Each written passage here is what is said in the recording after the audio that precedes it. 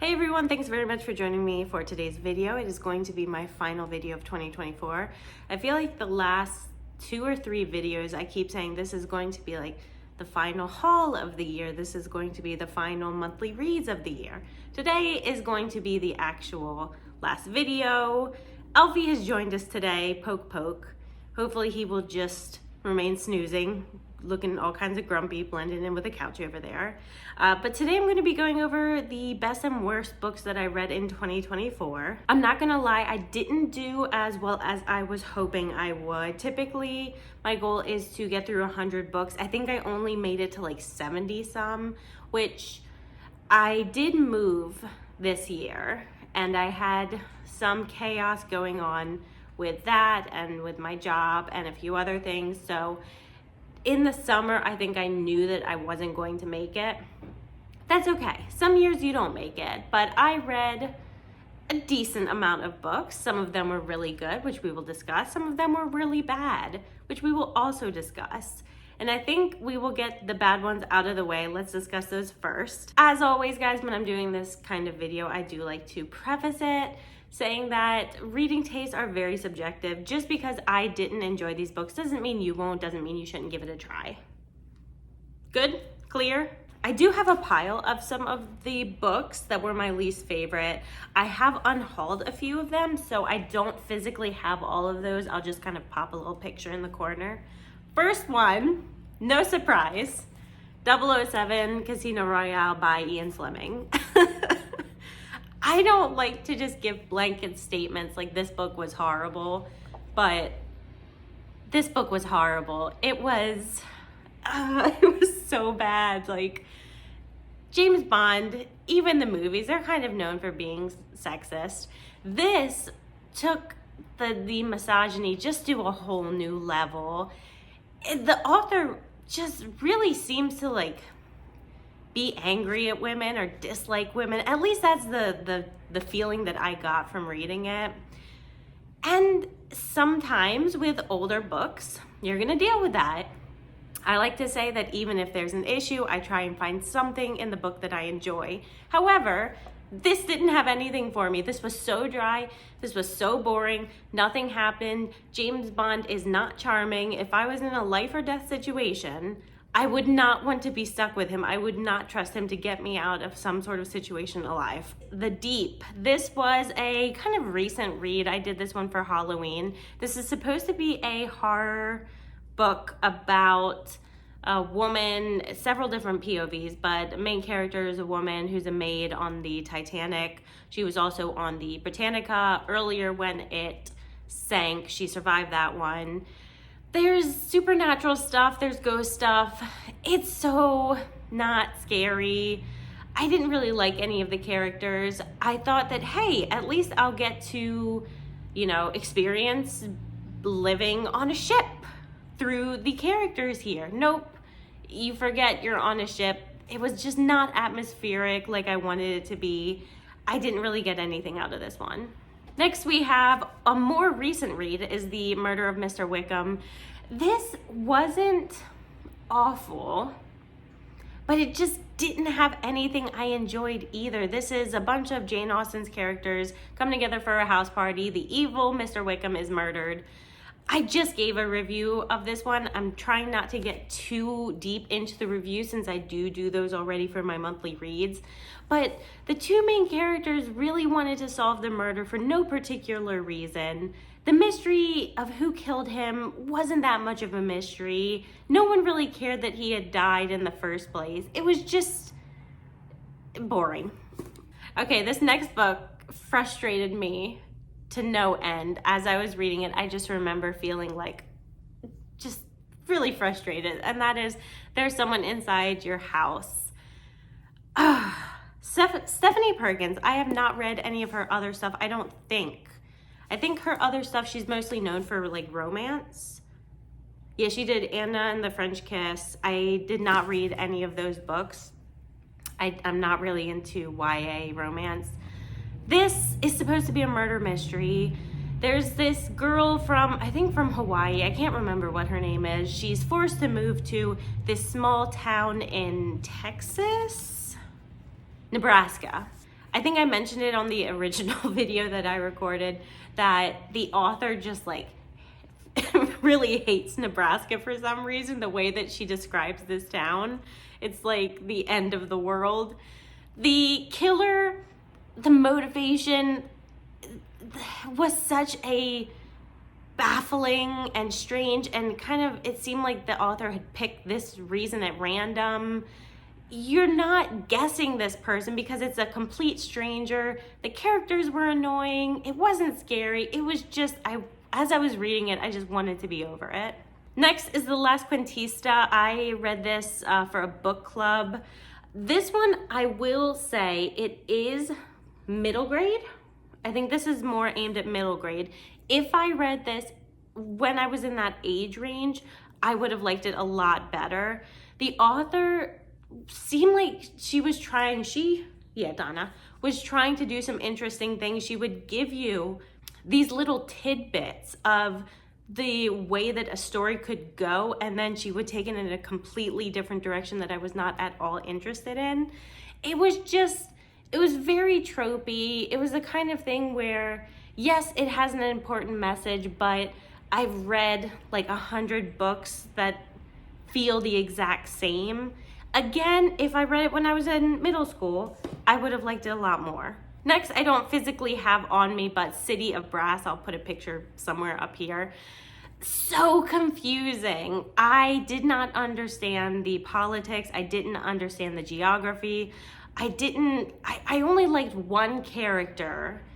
The other ones were pretty forgettable. It was just, I spent the entire book so confused. I think I should have maybe taken some notes down, because there's like 5 different names for every person in every place, and I wasn't into that. Another book that I have since Unhauled is Guilty Pleasures. I'm just gonna point into the air. That was a weird reading experience because I started it and I was really enjoying it, and it's like 20 some books long in the series.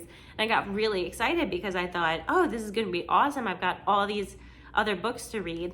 And then it just kind of fell apart after a few chapters. It was really repetitive. There was some mystery element as to who's killing these vampires. The main character, what was her name? Anna? Was it Anna? I don't remember her name.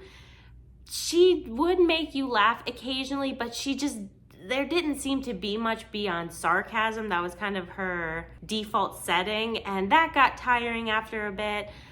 The romance just kind of felt forced. I was just looking for something more.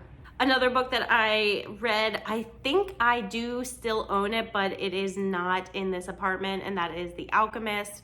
I have no idea why people like this book so much, or why it is so well regarded. It just completely went over my head.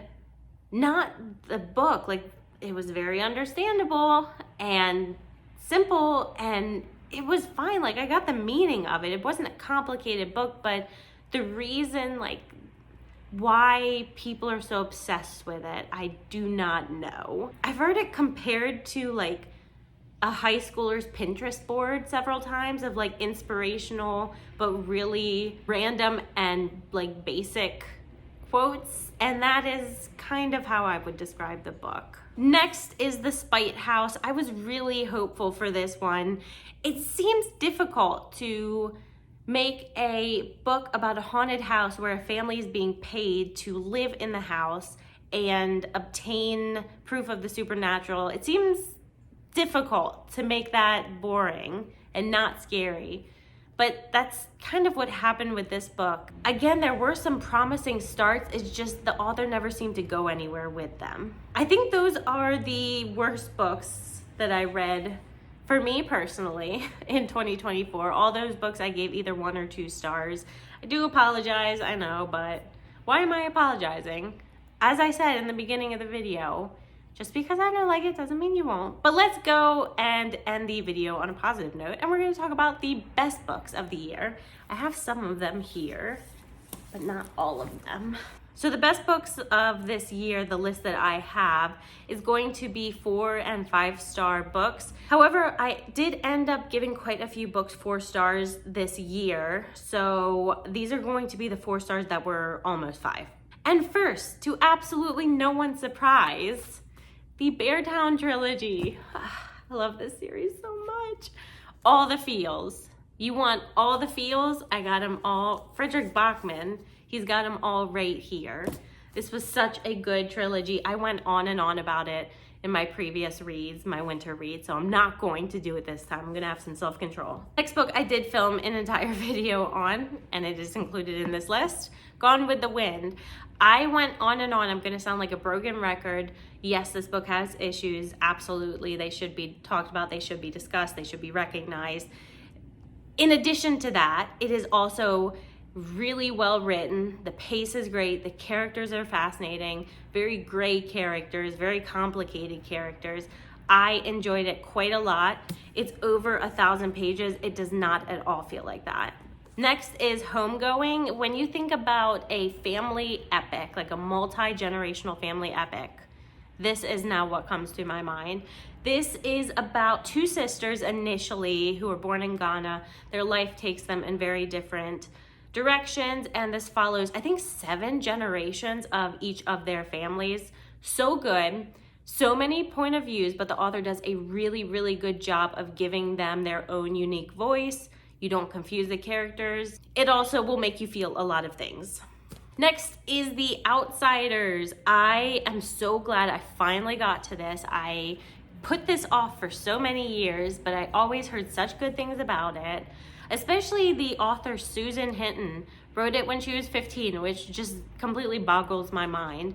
This is about a group of boys who are like high school age, living in this town that has 2 factions of this gang. They are opposing, they are enemies, lots of violence. This is the world that they grow up in. Another tearjerker, just so well written to be written by a 15-year-old. Like, I need to check out, because I know she's written at least one other book, because I ended up, I think, unhauling it. Harbors something. I can picture the front of the book. It's like on a boat dock. I think it's called something Harbor or Harbor something. But before I read this, I ended up unhauling that one, which I'm kind of regretting now, but it is what it is. Next is a book that I do have packed safely away. I will be keeping. I am not unhauling that. And that is An Ocean of Minutes. I had not heard anything about this book. I think I just like randomly found it at a thrift store. The Goodreads reviews, it was like a 3, I think it's like a 3.5, maybe a little bit under that. I ended up giving this 5 stars. This was such a good book. It's a book that features time travel, but essentially what the question boils down to is, can love really endure anything? Can love last forever? The author just had, I personally think, something really special in this book, and I enjoyed it a lot. Next book is There There. This is written by, I think his name is Tommy Orange, who is Native American, and he writes a lot of different POVs. I think they're all Native American in the book, and they're all leading up to a powwow that's really important in the community. Now, at the very beginning of the book, there's some sort of line that delivers a warning to us that tragedy is going to befall this powwow. That's at the very beginning. And then Tommy Orange gives us like 10 different POVs of people living in this community, and we almost forget that something awful is gonna happen, but it's kind of lingering at the back of our minds. And it's just this building dread that finally solidifies at the end. It was very well written. Next book is A Burning. I read, I think, the last 3 books like all in January of this year, so I'm trying to remember them, but I remember January was like a great month randomly for me for 5 stars. This was about 3 separate characters in India. One was a young girl who was blamed for some sort of terroristic act that she had nothing to do with, but the government needed a scapegoat and she presented one. The other point of view follows a woman who wants to become an actress, and then there is a man who is the girl's who was the girls' gym teacher, who's trying to climb politically and socially, and people are giving him lots of opportunities to do so if he pretty much crucifies that girl. And it's about the choices that they have to make. I did read a lot of Stephen King books this year, so I did end up narrowing it down to just 2 books. I limited myself, and that was Needful Things and The Outsider. Both of them were really good. They had that typical Stephen King creepiness factor in there. Lots of interesting characters, this disturbing evil, commentary about society, especially with Needful Things. I remember thinking, people should read this and then self-reflect. And then the last 2 would be An Ember in the Ashes as well as Red Rising. I read these both in the same month. These are both the first book in kind of fantasy. Red Rising might be more sci-fi series. They both have a really good cast of characters, good action sequences, especially with Ember in the Ashes. It has a really good antagonist.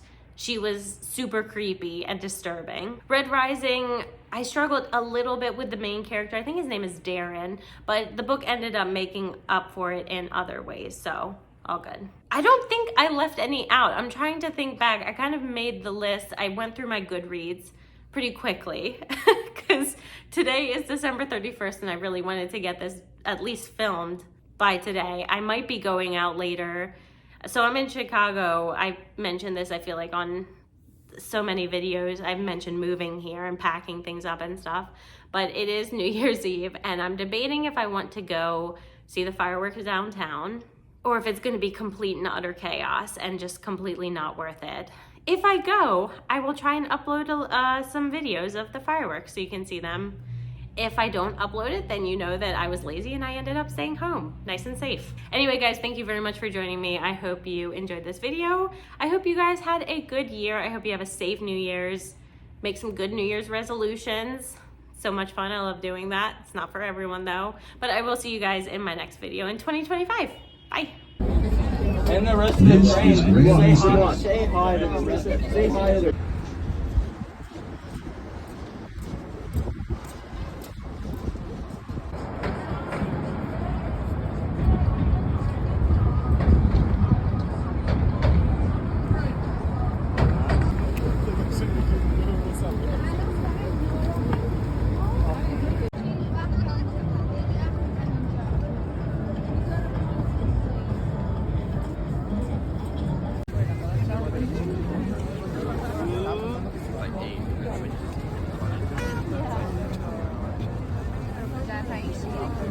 How are you?